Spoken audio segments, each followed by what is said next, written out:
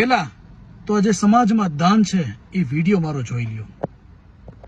28 फरवरी 2025 शुक्रवार गुजरात के अहमदाबाद शहर में किसी ठाकुर परिवार ने अपनी वडिलोपार्जित मिल्कत में से करीब 28 करोड़ की जमीन अर्पण कर दी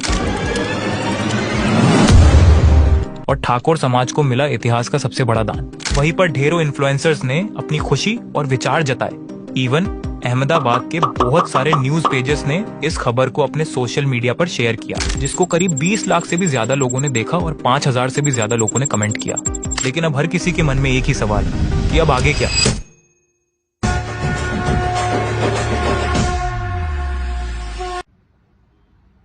હું ગુજરાત કોળી ઠાકોર સેના પ્રમુખ જયેશ ઠાકોર।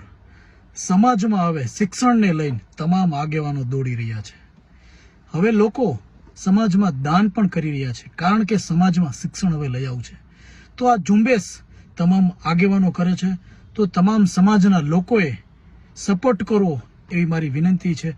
અને આ મારો વિડીયો ત્યાં સુધી શેર કરો જ્યાં સુધી સમાજ છે, કારણ કે આ શિક્ષણધામ સમાજ તમામ લોકો ઉપયોગ કરશે।